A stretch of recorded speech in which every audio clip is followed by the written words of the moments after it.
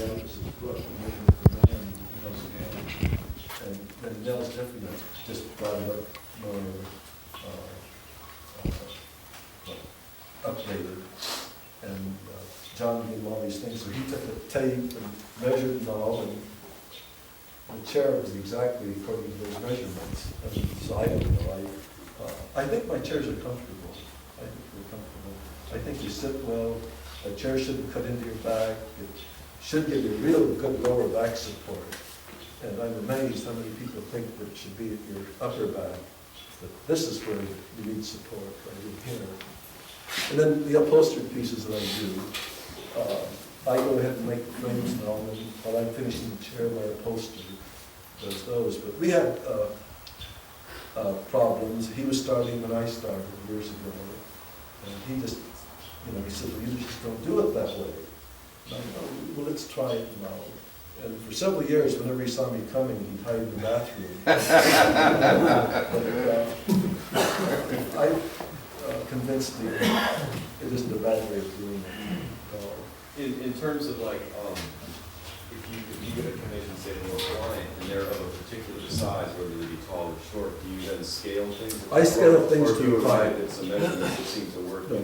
I will scale to a client. Right now, I'm making a rocking chair for a fellow 6 foot 8 inches tall, and he wants it quite high and all.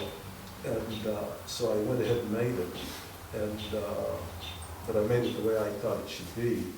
And anybody can sit on it. The way he wanted it, only he could sit on it. It would be way too high. But I like a little chair that has the spindles like this at the studio or at the gallery is a narrower chair. But if it was for a person that was a little heavier, I'd make it wider. I don't hold to any, it has to be this way. My case lids the same way. I make my case lids to fit the room. I make my tables to fit the room. If a person wants a table to seat 8, I make a table to seat 8. If it's 10, I make it 10. They're paying for it, as long as the design isn't changed. I will not go along and design it. If they want cabaret legs on one of my pieces that I designed, and I haven't designed them that way, I say no. Go to so-and-so, they'll do it for you. I once had a customer, they brought about 5 or 6 photographs, pages out of a magazine, and they wanted a combination of everything. And I needed the work. This is when I first started. I needed it desperately, but I said no. I just didn't do it, and I'm glad that I didn't. And 2 people have asked why I haven't sold my pieces for manufacture. I've been offered. Raymore offered to buy 3 of my designs and make a cutting of $1 million on each one. He can give me 5% of the gross. And but I said no to it. They were going to change the design to fit the machine. And after I said no, I figured out how much the commissions would be, and I could retire a long time ago. But I've never been interested in doing work for a manufacturer. No associates did the same thing. They wanted to manufacture some of my chairs, but I thought I'm too old for it now. If I wanted to do it, I'd done it when I was younger. But I enjoy doing it this way. I got some fun. Sam, before you go on, I could ask you this. You mentioned the rocking chair, and you said that this one I liked in particular. The one you're going to get where in particular? Are they that different? Why was that in particular? That would happen to have. I kind of like the wood in it. It had some sapwood, and then the sapwood went right up to the thing. But no, I like all my pieces. Whatever piece I'm working on, I like the best. And, people have asked, does it bother you to sell your pieces? And it doesn't a bit. I've enjoyed making the pieces, and then I enjoy even more having people enjoy them. And truthfully, I've worked for really hundreds and hundreds and hundreds of people, and I can truthfully say that I know every person I make furniture for, and we've become good friends. The only problem with that is when we reorder, I just don't know how to charge them. I think, gosh, I shouldn't charge them. Pricing is very difficult for me. I should let my wife do it, really. And a lot of people tell me that. It probably, well, it doesn't. But I do like whatever I'm doing at the time. I'll go ahead and do this one too, so that they can do that.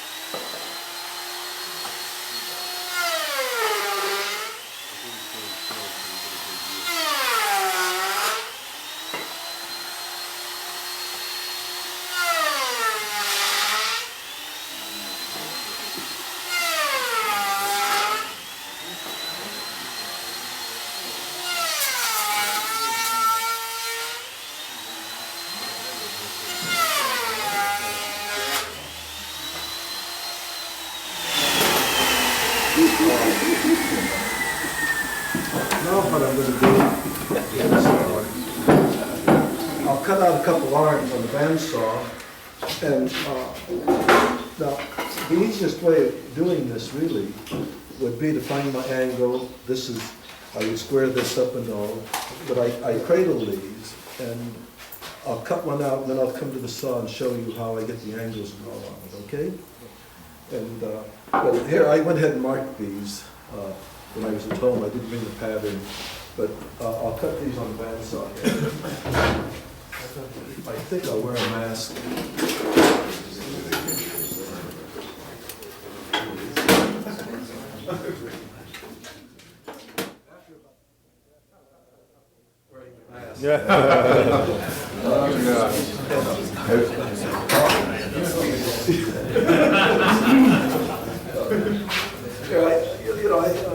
I don't know, but Bob Stockstead is one of my very, very best friends, best wind turner in the world.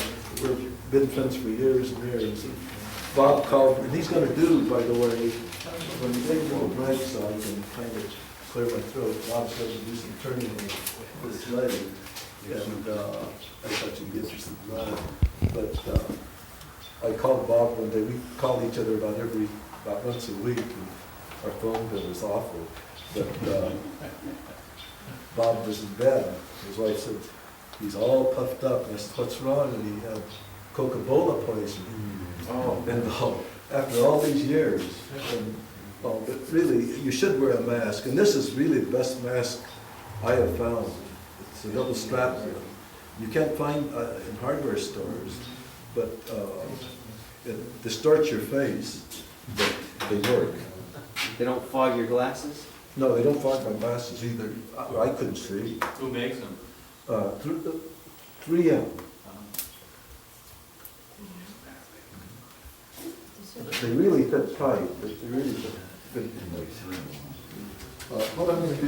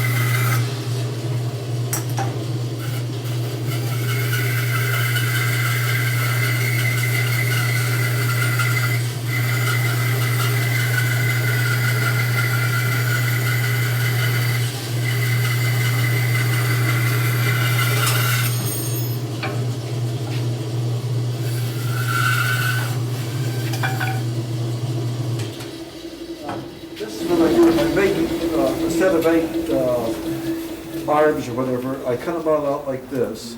Then I go over to the saw, I take this up to the chair, fit it in, and then I make my compound cut on this. For example, What do you need to do? I want to, You want what degrees? about 7.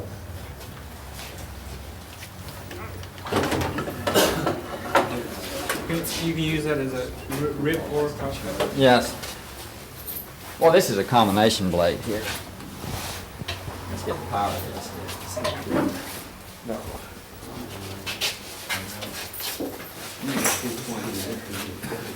This will saw, I use the mortising attachment to this, but this little saw comes 10 inches, 16, and 20 inches wide, a planer now. But Billy was showing me how it worked yesterday, and it's an amazing machine. If I didn't have a full shop of tools, I'd buy one of these.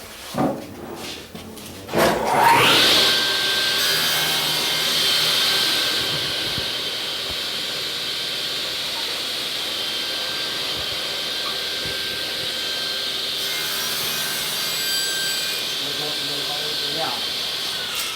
You want it higher? Yeah.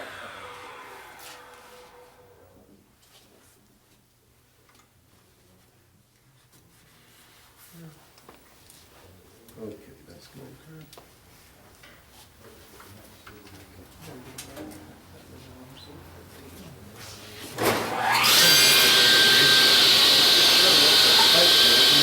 Oh, excuse me.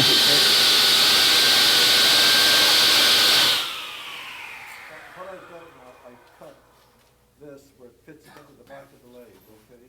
I fit that in, and then on the front leg, I'll put a little dowel center and tap it, and I drill my hole in here, okay? Then the next thing I do is, I didn't bring a pattern to this, but I'll go ahead and do it anyway. I'll just do it by eye.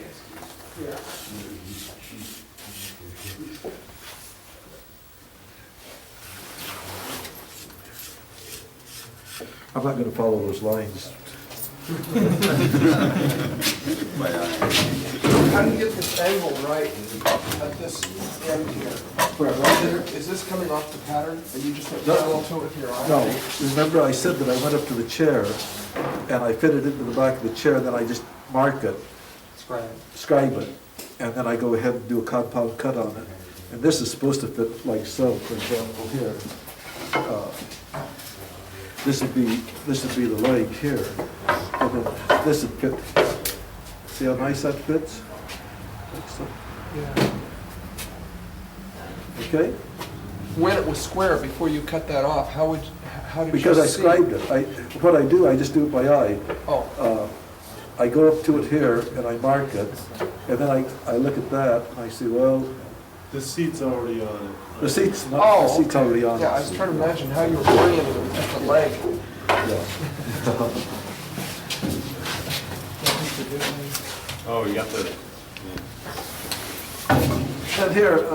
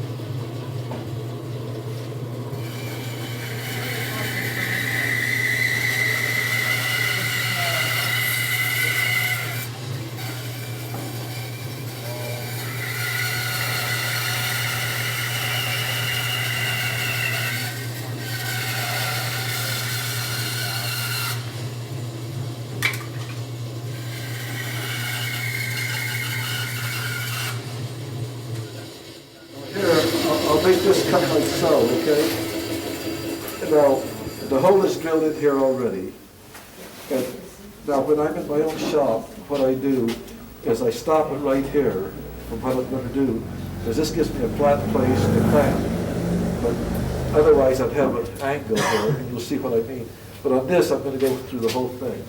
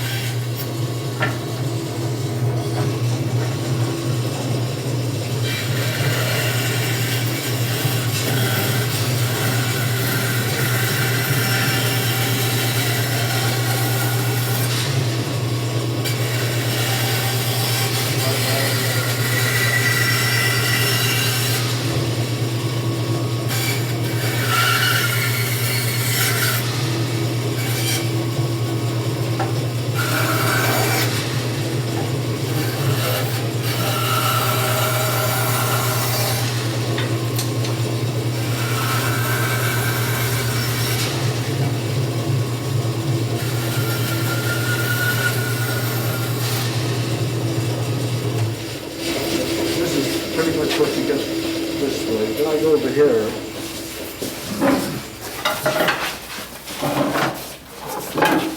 I'll take this off because I can't talk very well with it. Then I take a sharp form and I cut the handle off, round it off. And this way I can really get into it real well. And here.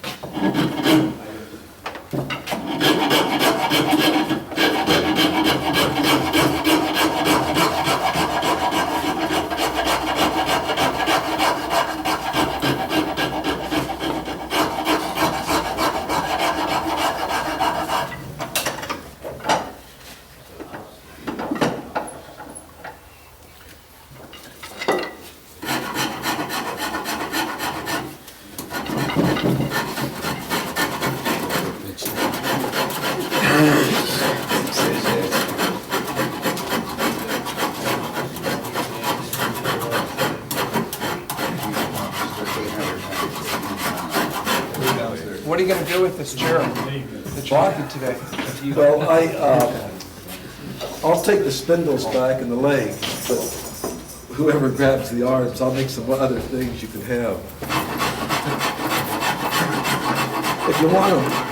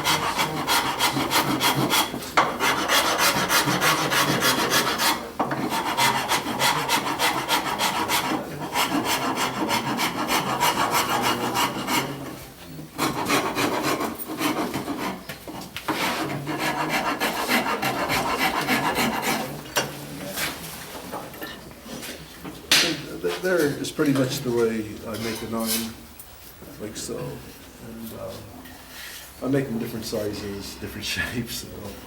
But it doesn't take very long, really, to do. And then I'll go over to the sander then, the pneumatic sander, and I sand these all up. They're practically all finished when I put them on, except for this part here. And this part goes into the front leg, and then I go ahead and shape it up. And this is the tool that I use when I shape it, this tool here.